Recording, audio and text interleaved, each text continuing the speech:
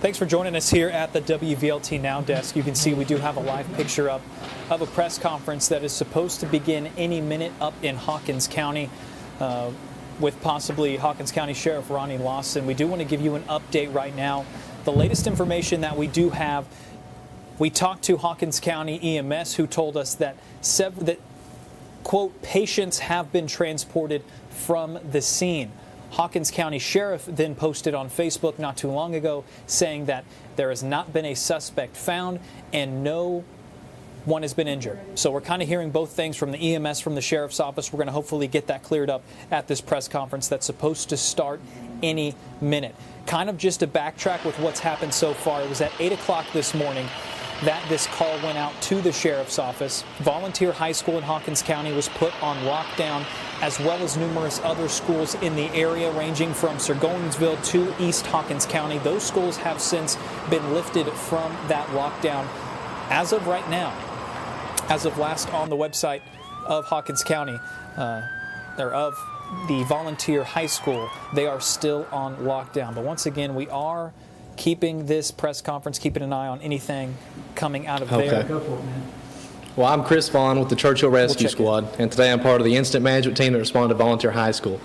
So it's about 7:52 a.m. Hawkins County 911 received a call of a possible active shooter. Apparently the person had a firearm. So the command post is established at the Churchill Station.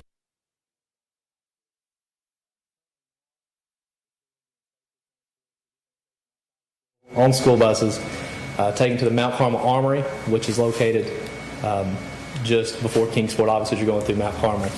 So all outside resource requests has been fulfilled. We've contacted the team and we're able to get all the resources we needed from surrounding counties and several different agencies. These resources are being managed by the incident management team. So currently the list of agencies that we have involved is the Hawkins County Sheriff's Office, the Churchill Police Department, the Mount Carmel Police Department, the Tennessee Highway Patrol, Kingsport Police Department, Sullivan County Sheriff's Office is assisting.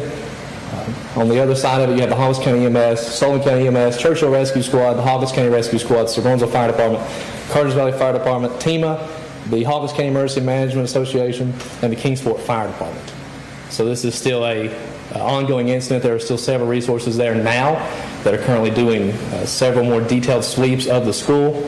And any law enforcement questions, if you could refer to the Hawkins County Sheriff's Office Facebook page or the Hawkins County Sheriff's Office in general. I'm here to speak about the fire EMS and basically the incident command team. Chris, can you give us any indication of what that looks like right now from your perspective, and what everyone that you have on the ground, what are they doing right now? What are those responsibilities? So currently we have, with large incidents like this, you have several different people have to manage and keep track of all those different teams through radio communications. Not everybody's on the same radios, so we have to make sure that each person can communicate with the rest of the team and the command staff. So you have your law enforcement personnel are actively inside the school. They've evacuated the children out to be moved onto the school buses to be transported to the safe location. EMS, several EMS agencies that I listed and rescue agencies are standing by to assist with the traffic control, or in the event that there is any medical emergencies or any type of emergency that can be handled by the resources on the scene. There's also a helicopter on Press Road that's been staging this entire incident. Can you tell us what happened, and are any students injured? We've heard that there could be possibly some injuries. We also heard rumors of a fatality. I have not been notified of any fatality. As far as the injuries go, the Hawkins County Sheriff's Office, if you look at their post, there has been some injuries, but unrelated to, it's just several things that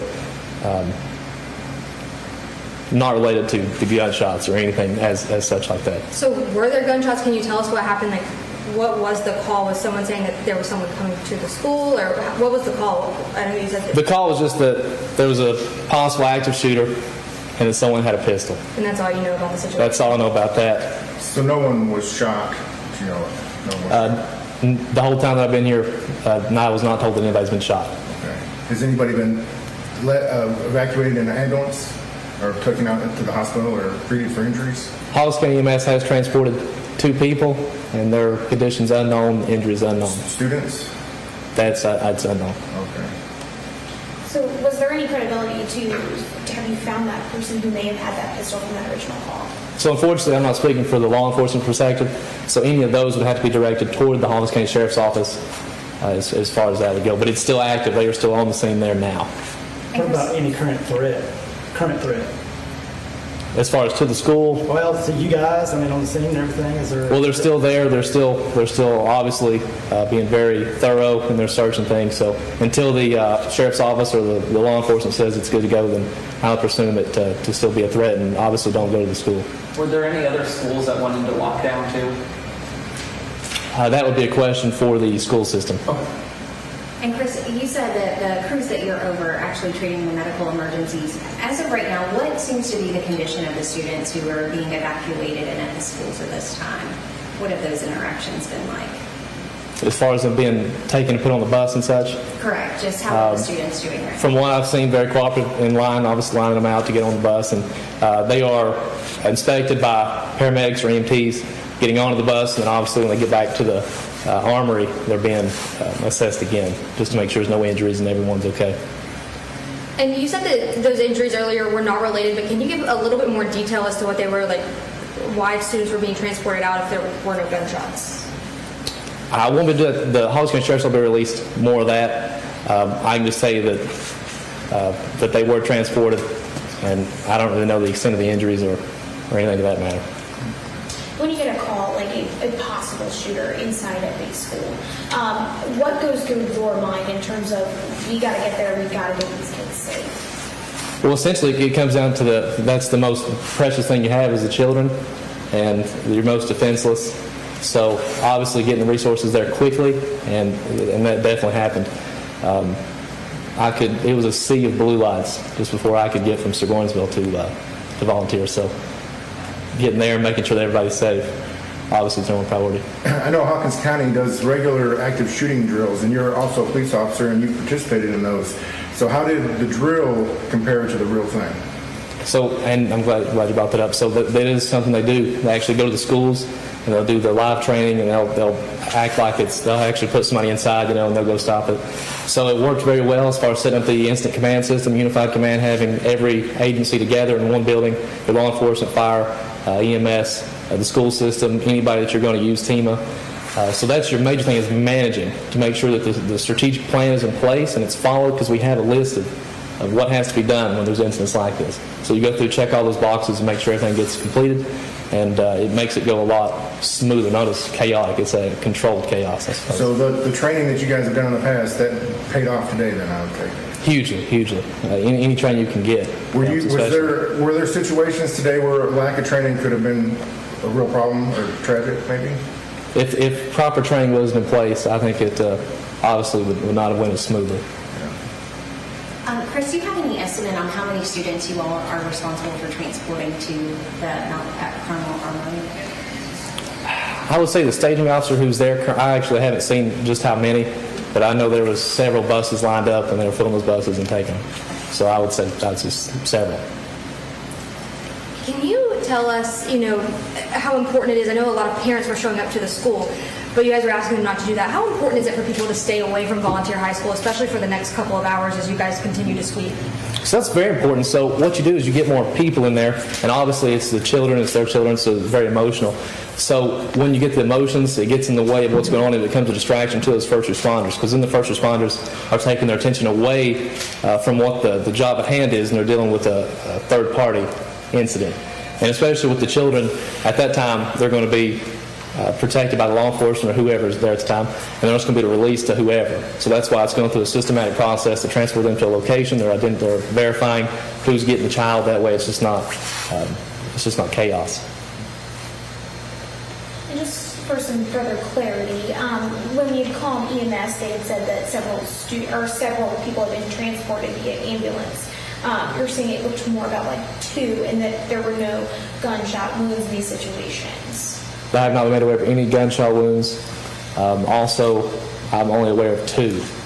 So unless something's changed, but I don't believe it has. And they were like health related though. They weren't like injuries. Is that right? As far as I know, that's what it's looking more like, but that's still unknown. I'm not sure on that. That would be an EMS question. How concerned concerning is it that Hawkins County, they did just post that the suspect has not been located. How concerning is that to you, especially considering that, it's a school day and I know that the kids are out, but this is a community?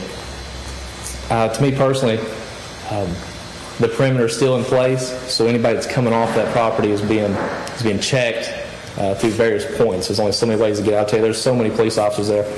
There's no way you could sneak out, that's for sure. So they're still, like I said, they're still going to be there searching until every inch is cleared. And I don't know if you can answer this, but we spoke to a student who said that at one point she was notified that there was a suspect in a bathroom, like maybe cornered in a bathroom. Is that accurate, or are you aware of anything like that? I'm not aware if that would be a sheriff's office question. Okay.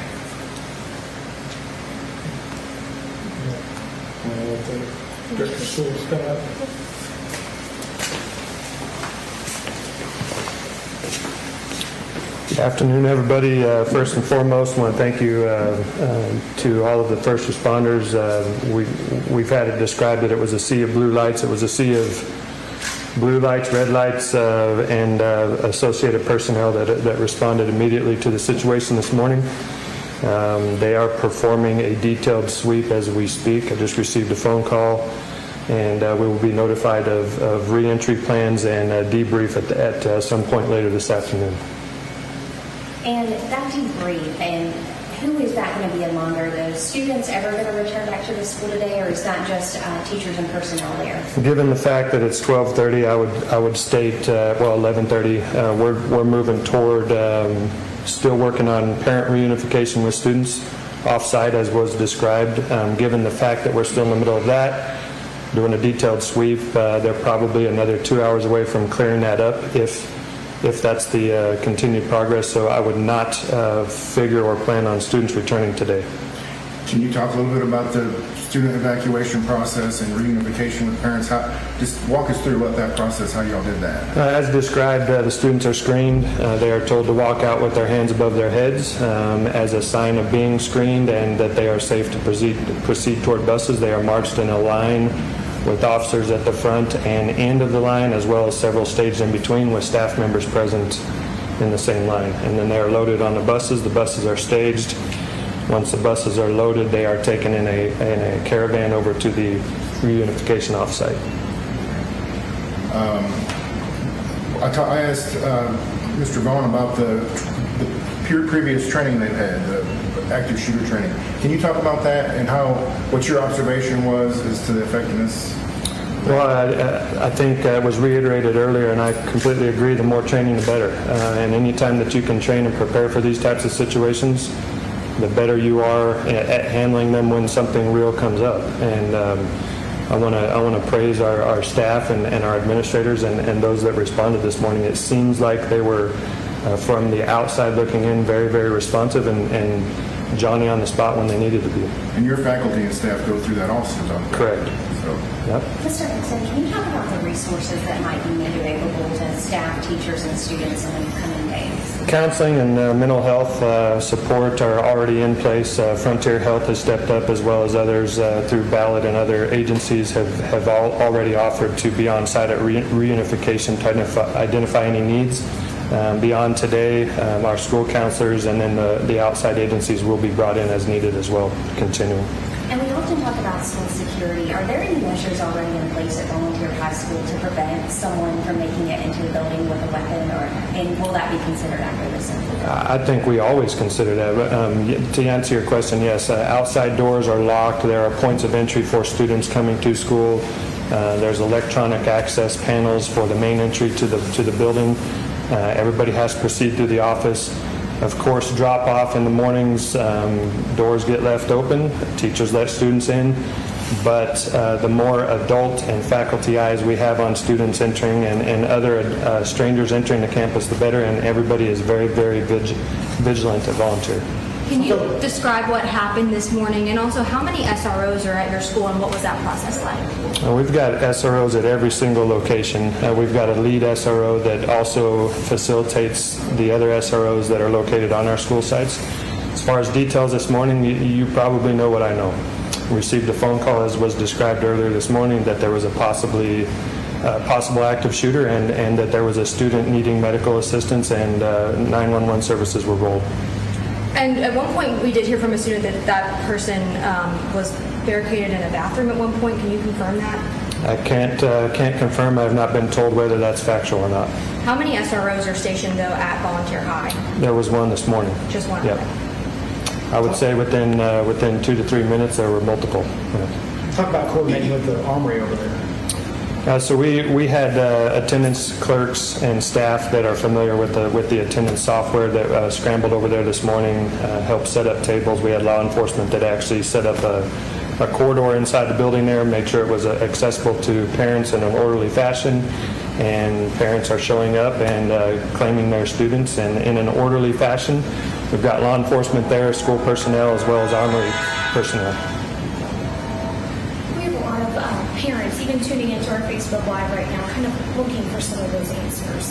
Has there been any evidence of any possible gunshots or gun found in the school? I think that's one of the most important for them. What I can tell you now is that I have not been briefed on any evidence of that, so that's good news. Now that could change. That could be that they just haven't seen that or been exposed to that as of yet.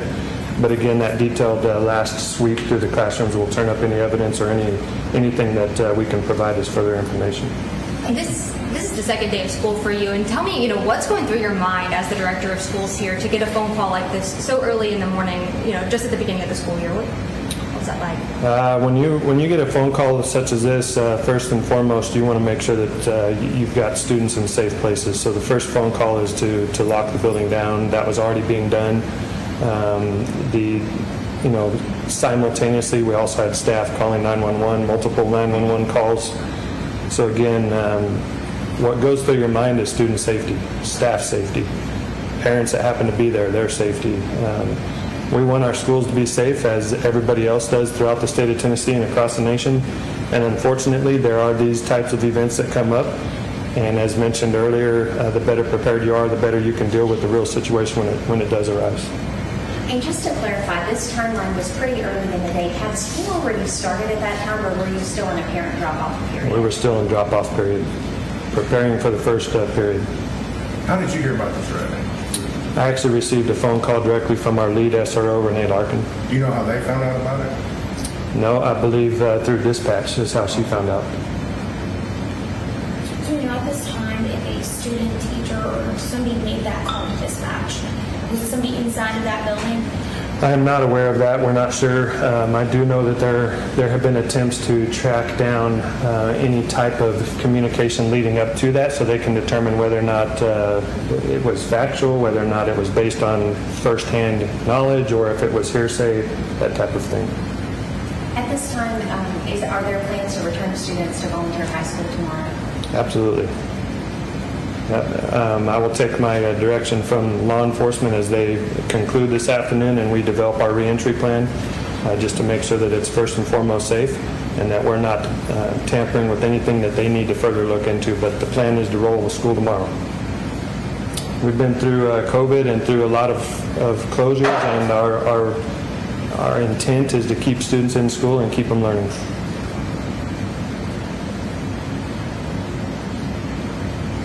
Good. Thank you. Thank you. Thank you.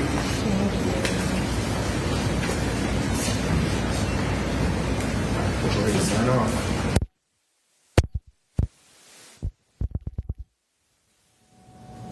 All right, you heard there from a couple officials talking about the situation up in Hawkins County as Volunteer High School was on lockdown at around 8 o'clock this morning. A little before that's when they started to get calls.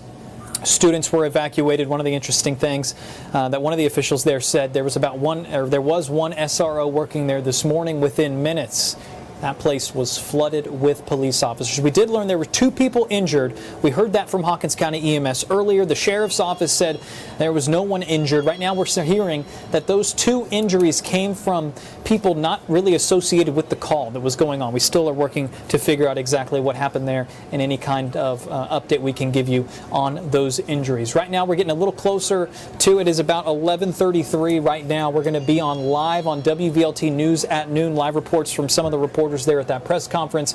Other people we've had out at the Reunification Center, which is 399 Highway 11 West. That's the Mount Carmel Army National Guard headquarters, where they did send all of those students from the high school. So we're going to have reports live with the latest coming from Hawkins County with all the details on Volunteer High School being placed on lockdown. But you heard there yourself, they will be in school tomorrow, at least at this point. One of the officials telling us that all things looking pretty good, considering what we thought they could have been just a few hours ago, a few minutes ago, before we heard this press conference. I'm Harry Sullivan. We're going to get ready for our noon show. We'll have it live on WVLT News. Make sure you do have the WVLT News app. We'll send everything right to the palm of your hand and your phone as soon as we get any information.